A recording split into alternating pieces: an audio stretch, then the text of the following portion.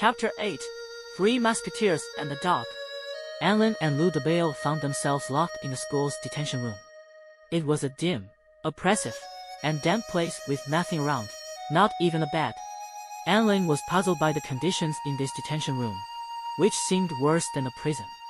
The thought of having to sleep on the hard floor for 3 days brought tears to his eyes.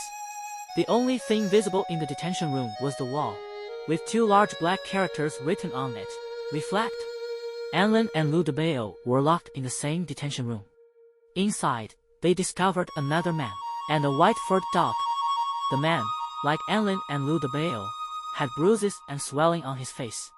"Brother, did you get into a fight with this dog?" Anlin asked the man in amazement. "Jokes aside, I and Dabai got injured for a noble cause." The man, whose injuries appeared more severe than those of Anlin and Lou DeBail, replied disdainfully. The man glanced at Anlin and Lou DeBail and realized, "You guys got in here because of a fight, didn't you?"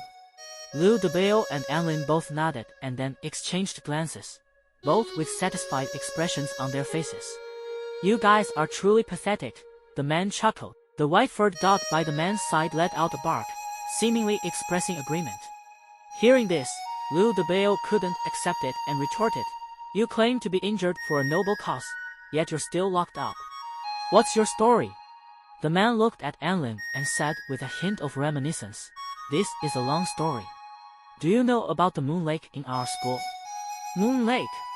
I haven't been at this school for long, so I'm not familiar with that place," Anlin replied.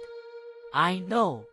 It's a large natural hot spring in our school, and its water is rich in vitality. It's known for its beauty and rejuvenating effects," Lou DeBail added.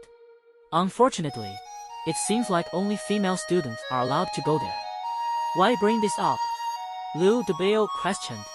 Anlin's eyes lit up, and he smirked. "You mean?"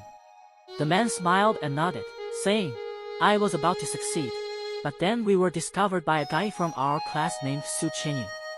Su Qianyun? The same Su Qianyun who's known as the first goddess of our school, even before we started attending? Lou DeBail asked in amazement. "Yes, that's her. She was also in the hot spring at the time," the man said with a bitter smile. "I have no idea how she found out about Dabai's problem. Not only did she notice the ice mirror stone hanging around Dabai's neck, but she also followed the energy on the ice mirror stone to locate me. So, is that how you and Dabai ended up like this?" Anlin looked at the man with sympathy, as well as the badly beaten white-furred dog. Lou DeBail, on the other hand, showed little sympathy and instead exclaimed, "Under the peony, a ghost also becomes beautiful. It's not so bad to get beaten up by a goddess." The man gave Lou DeBail a disdainful look and said, "If you were just beaten by Su Qianyun, you might be fine. Try getting beaten by dozens of female tigers at once, and I'm sure you won't feel so lucky. To be honest, I almost doubted my ability to reproduce after that beating.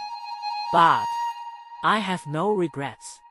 Our noble cause is yet to be achieved, and I will come back," the man said firmly.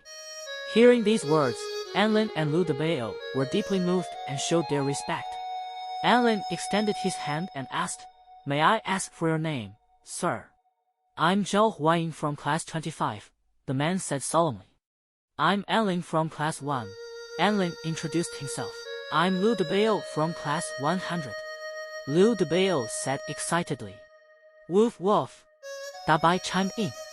After introducing themselves, the 3 humans and the dog smiled at each other, feeling like they had formed a special bond. "So, you're Anlin, the most well-connected student in our school.